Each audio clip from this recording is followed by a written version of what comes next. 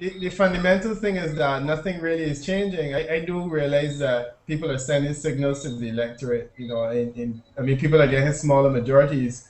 We have a situation now in Barbados where we have a government that is one of the most tenuous that we've had in a while in terms of the type of popular support it has, but it doesn't seem to have gotten the message. And as much as people say that the electors are sending governments all over the world a message. The reality is that governments all over the world are still quite happy with the way that things are going because we have a situation in Barbados is either B or D. And the fact is that whether you're B or D, you know that eventually you're going to be elected. I don't think that politicians are really that bothered about the system because they realize that ultimately it's going to come around to them one way or the other. I mean, the guys in the DLP now are probably a little bit upset, but they realize that in another few years, the pendulum is going to swing back to them, and it's a revolving door, quite frankly. So as much as we are concerned, I think in 10 years' time we're going to be going through the same issues, the same charades, and whatnot over and over again, and getting nowhere. I'm sorry to be so cynical, but that you I just are. think that seems to be the way. That seems to be the way. It's like a Grenada. Look at. I mean, you have a situation in Grenada now where the government has, for all intents and purposes, um, it's illegitimate. You kick out enough people to give yourself a minority government. You abandon parliament and send it to prorogue parliament, and it can continue on for a little while. Um, and then you are an illegitimate government, but you continue in office, and no one seems to be able to do anything about it. Keith Mitchell will get back in whenever the next election is called, and the process starts all over again.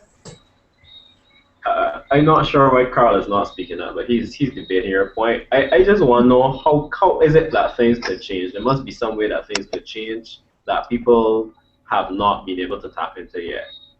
Or is that not the case? You don't think that they can change, period. I just can't see our politics being like this 20, 30 years from now. I just can't see it No, continuing. I think would have changed things. Things would have changed if Mia Motley had been able to continue as leader of the opposition.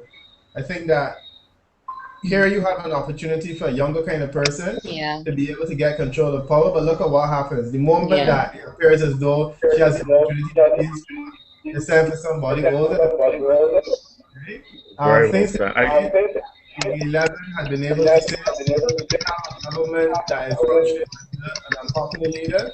Let us shift him and put Chris Sinclair because people feel that he is a more popular person. I think that that will be able to that will give change. The reality is that all of these guys are forced to wait until such time as they are so hammered by the system that eventually they become part of it. And if you look at Dominica's politics, you had a situation where a very young person became prime minister because two people died in close succession. Right. I mean, look at the impact that he's made on the politics of Dominica in terms of certainly the electoral impact. I don't know about the constitutional impact, but the electoral impact. And that's why I think we need to see change. But the reality is that going after will not change the system. And quite frankly, when someone else matures enough that they can get there to change it, then that person is also part of it. Same thing with Fred Stewart. Why would he change it at his age and after he has benefited so much from it?